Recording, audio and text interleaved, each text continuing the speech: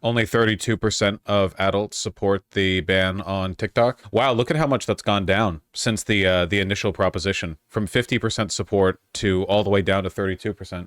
That's wild. They're not enforcing it though. The Supreme Court upheld the ban. They might be enforcing it. It is extremely pathetic how the ban was initially pushed by Republicans, and then Democrats, because they're worthless and agree with Republicans on a lot, ended up supporting it. And now Trump is positioning himself to save it, even though he was the one whose party propositioned the ban to begin with. It's genuinely insane. Like, it's once again, it's political strategy so bad that you just have to assume the Democrats are maliciously incompetent. This is also totally just because American companies want the TikTok marketing data right. I mean, that's part of it. For the most part, it's just about like national interests and control over media. Every other major social media company is owned by a Western entity that our government is capable of controlling and exerting pressure on. TikTok isn't. So every fuck up makes me believe more and more they're just controlled opposition. Yeah, at the very least, like, they don't disagree on much. It's pretty bad. Do you think Red Note is a genuine national security risk? No. It is not a national security risk for people to be on social media sites owned by Chinese agents or Chinese companies or CCP affiliated people or whatever. It's just not. Do they think China won't just release another app almost exactly like TikTok? They won't. It's not how this works. Republicans remain more likely to back this than Democrats. Yeah, that makes sense. TikTok users are far more likely to oppose than support a ban. Really? Those who don't use TikTok are about as likely to support a ban as to be uncertain, while 15% are opposed. Huh, for those who don't use TikTok, only 15% of Americans are opposed to the ban. That's crazy. This might help with people's attention span. Nah, there's no turning back the clock. Instagram Reels, YouTube Shorts, AI, it's all over. We're not getting the attention span back. Never use TikTok. I think this ban is stupid. This ban isn't stupid. It's terrifying. It's literally like an unprecedented power grab by the government and its military contractors to secure control of the media by ensuring that they have the ability to exert pressure on the owners of said media. Doesn't this ban cover a litany of other companies than just TikTok? It's on TikTok. I mean, the ban could be applied to a bunch of other companies. Keep in mind, by the way, that like the designation of what constitutes a national security risk in the context of this, of the legislation that was passed, is incredibly nebulous. Like, there is not a clear, consistent, coherent standard. You know? It targets ByteDance now, but the precedent is set to like give them free reign to do this more in the future. Can they do this with any other app? Is this why all the tech giants are cozying up? The tech giants are cozying up because they're all on the same team. The only one that wasn't was TikTok. Trump considering executive order to try to rescue TikTok from seller ban law. Again, like, masterful move, Democrats. Like, now you're like, this was literally of the Republicans doing, and rather than Democrats crying, you know, free speech, they're trying to shut down TikTok because they don't want you to see the truth. Democrats just all agreed with Republicans on the TikTok ban because they both wanted to shut down pro-Palestinian content. Like, just insane. And so the ratchet clicks forward. Yeah, the potential executive order would strive to allow TikTok's 170 million American users to continue to use the app for a certain period of time as the administration sorts out who could potentially buy it, CNN reported Wednesday. I mean, that would just, it comes down to whether or not ByteDance is going to sell it. And I don't think they are. I mean, maybe. The Supreme Court did uphold the law. The rumor they might sell to Musk was terrifying. Yeah, but that was from nowhere. ByteDance immediately countered it. Do you have any idea how expensive TikTok would be? Even just like American TikTok? TikTok is way larger than Twitter. You know, that's not an easy buy. Like, Kevin O'Leary was saying he was going to buy it. What the do you mean? What is Kevin O'Leary worth? Like a few billion? Like, we're talking an enormous amount of money for TikTok. So is Mr. Beast. Mr. Beast also does not have that kind of money. Only 400 mil for O'Leary? I thought he was a billionaire. Oh, well. What a loser. TikTok preparing to shut down its app on Sunday if the ban holds. Here's what to know. I mean, can they afford enforcing it? It would basically just make a bunch of people angry. Trump would just blame the Democrats. I mean, who gives a shit, right? Like, literally, Trump could just go, and the Democrats, Kamala Harris and Joe Biden, I fought against them both and I won. They say I won one presidency. I actually won two. I won against the two of them. They tried to ban TikTok and they won, folks. They're taking away your beautiful dancing memes. How are they actually going to enforce it? People already have the app. VPNs are a thing. It just blocks you from accessing the app from like an American internet source.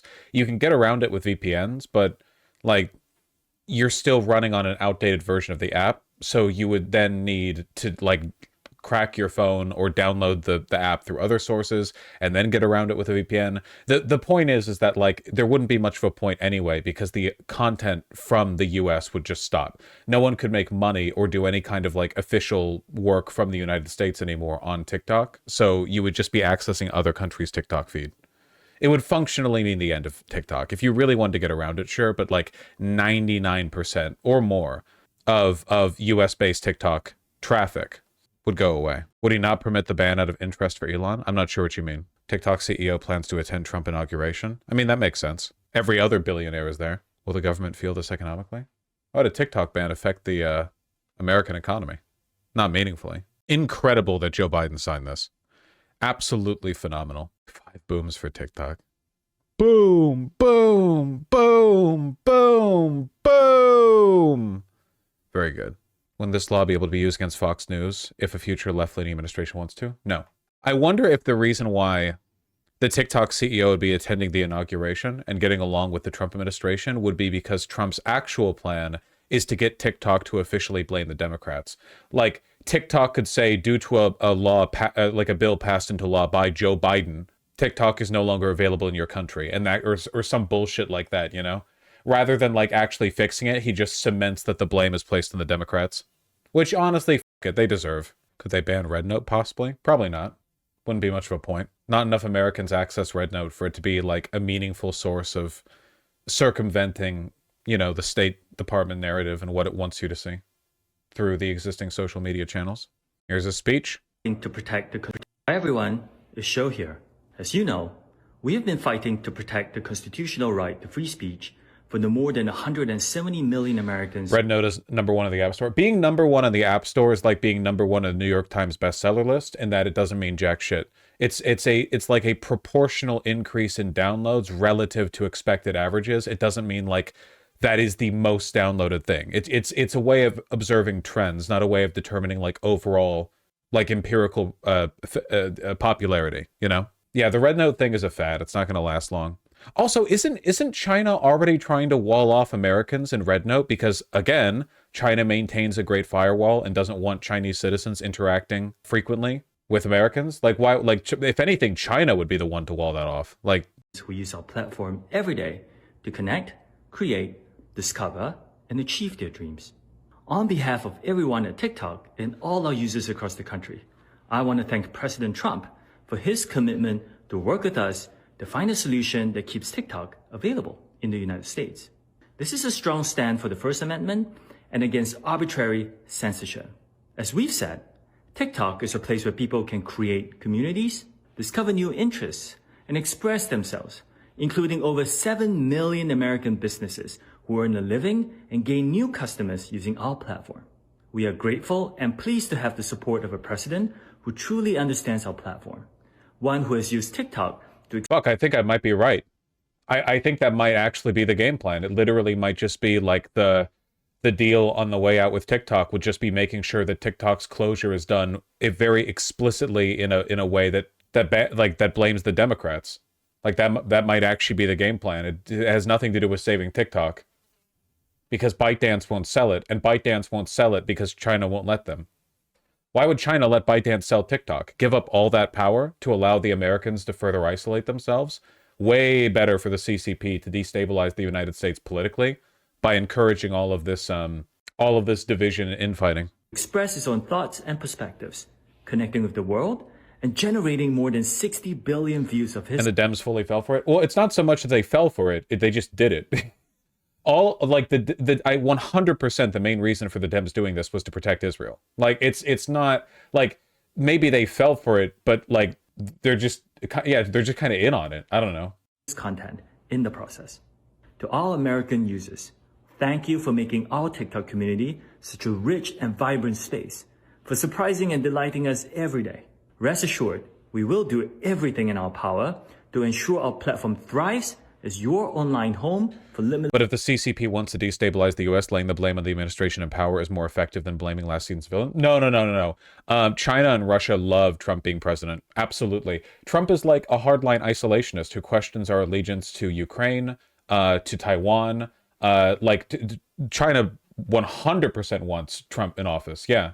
They want him to be super duper duper duper popular, because he can just play with like action figures over here in the United States and alienate all of our allies. Literally, the only thing Trump has done since his inauguration is antagonize our allies, military and economic. Like, all he does is go up to the podium and say, "You know what would be great for America? What if we had no allies? What if we just insulted all of our allies all the time?"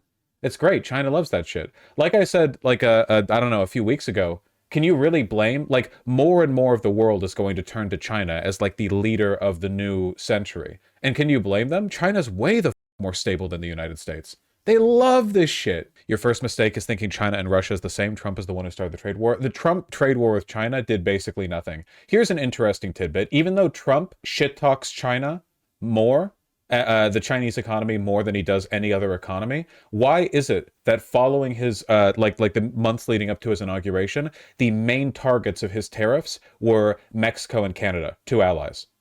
Like, he's talked about tariffs to China. Why is it that 95% of his rhetoric has been directed at threatening literally our two closest, like proximity closest allies, threatening them with tariffs or with annexation or whatever else? Why has he laid off China? Like, he talks about China. He said he might add additional tariffs to China, but where's the actual weight and momentum going into? This shit rocks for China, man. Creativity and discovery, as well as a source of inspiration and joy for years to come. Thank you. More to come. Oh, that's good. Also, she needs wins. Yeah, I mean, I wouldn't be visiting Taiwan anytime in the next 4 years, at minimum. It's insane they did this to serve Israel. Well, not really Israel, but like the MIC, but yeah. Trump said he will most likely give TikTok 90-day extension to avoid ban. And they're going to cancel the Biden plans to make chips out of spite for our plan B for Taiwan's also. Yeah, he's literally like walking back the CHIPS Act as well. So he's making us more economically dependent in Taiwan for their chips. And also like geopolitically opening the door for Chinese aggression in the region. He's just an agent of chaos. It's not chaos. It's literally just weakening the country.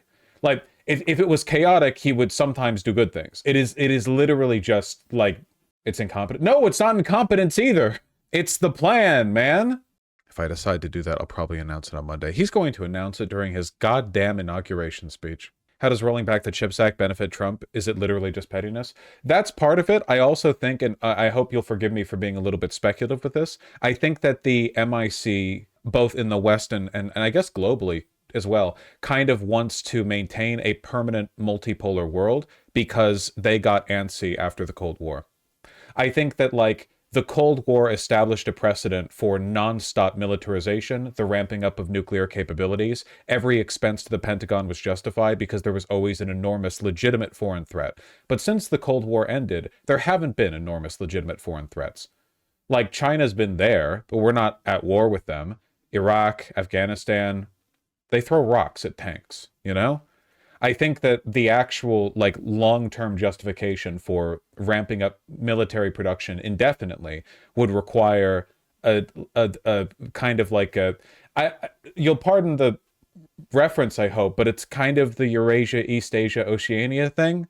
Like, they literally do that in the damn book, and I'm sorry, guys, I know it's trite, but literally I think that's kind of what we're getting at here. It's the same reason why why the Republicans are so pro-Russia. Like, they want to maintain the paranoia and the fear that allows for the suppression of civil rights in the name of national security, the use of our enormous economic productivity in ways that enrich like a very small group of people, for wealth to be concentrated further and further in the hands of the, not even the 1%, but like the top 0.01 whatever percent. And this, it seems to be like the way to do it, you know? Yeah, the war is not meant to be won, but meant to be continuous. It kind of feels like the great like error in their planning was allowing the Soviet Union to collapse, because otherwise they could have kept that thing going indefinitely, you know? Maintaining managed conflict. Yeah, kinda. That's kind of the feeling that I'm getting. Do you have any better explanation for like the Republicans objectively empowering our allies? Because it goes, or sorry, our enemies, and alienating our allies? Because it goes beyond just pettiness or fascists liking fascists. There has been a sustained, for a decade now, a sustained effort to reestablish the multipolar conditions, you know, in so many ways. Certainly not just with Trump's like belligerency, but like constantly. And leftists fall for it, wanting multipolarity. Leftists are politically irrelevant all around the world. So I don't care. They have nothing nowhere, you know? Low grade conflict is profitable to them. Large scale or major conflict is destabilizing. Yeah, 100%. Yeah. So, and again, I apologize, but in the hit novel 1984, the indefinite war with Eurasia and with East Asia are not actually fought with those countries, but in proxy wars in the what was it they described? An area of the world containing roughly 1 billion people with 3 points at they described like the area.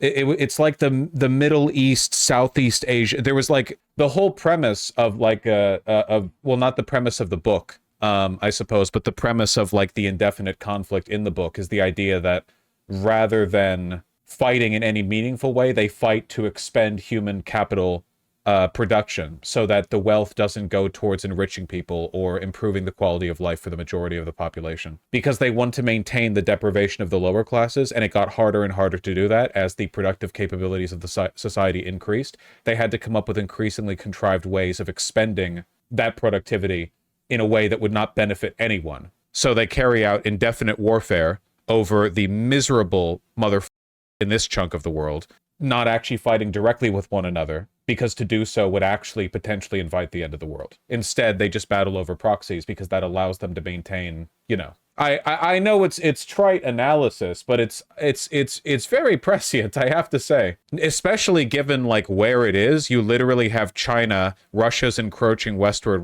right now, and then you have like everywhere else, I guess, except for the poorest and most populous area of the world. This chunk right here is the area of the world where the population is still booming at the greatest rate. Orwell predicted taking Greenland. True. What was the ending of 1984 again? Winston was happy. He looked at the camera and said, "Hello there. Hi."